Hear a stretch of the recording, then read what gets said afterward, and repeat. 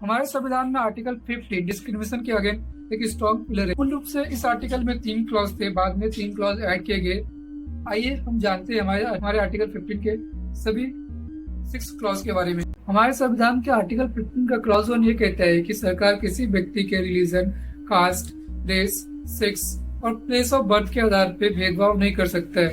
Article 15 का clause 2 ये कहता है कि किसी व्यक्ति के रिलीजन, कास्ट, रेस, सेक्स और प्लेस ऑफ बर्थ के आधार पे उनको किसी भी पब्लिक प्लेस, जिसमें पार्क हो गए, शॉप हो गए, रेस्टोरेंट हो गए, मॉल हो गए, रोड हो गए, कुएं हो गए, नदी का किनारा हो गया, घाट हो गए या फिर किसी भी सोर्स ऑफ एंटरटेनमेंट हो गया, उससे वंचित नहीं किया जा सकता है। हमारे संविधान के आर्टिकल 15 का क्लॉज 3 ये कहता है कि सरकार चाहे तो महिलाओं के लिए और बच्चों के लिए स्पेशल प्रोविजन बना सकते हैं, जिसमें महिलाओं को लोकल बॉडीज में सीट रिजर्व करना हो या फिर बच्चों के लिए फ्री एजुकेशन हो, ऐसे काम शामिल है।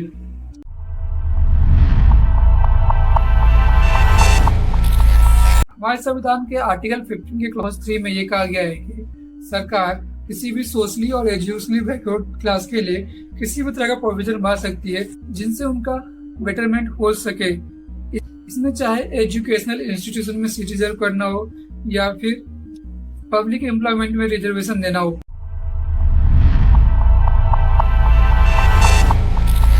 हमारे संविधान का आर्टिकल 15 का क्लॉज 5 ये कहता है कि सरकार चाहे तो किसी भी सोशली और एजुकेशनली बैकवर्ड क्लास के लिए प्राइवेट इंस्टीट्यूशन में भी रिजर्वेशन दे सकती है, एक्सेप्ट अगर इंस्टीट्यूशन माइनॉरिटी के लिए स्पेशली बना हुआ है तो।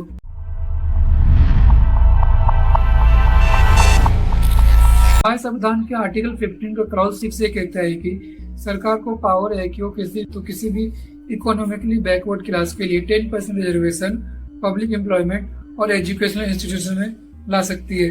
इसी के साथ हमारे संविधान का आर्टिकल 15 खत्म होता है। अगले वीडियो में मिलेंगे हम लोग आर्टिकल 16 के साथ। इसी के साथ हमारे संविधान का आर्टिकल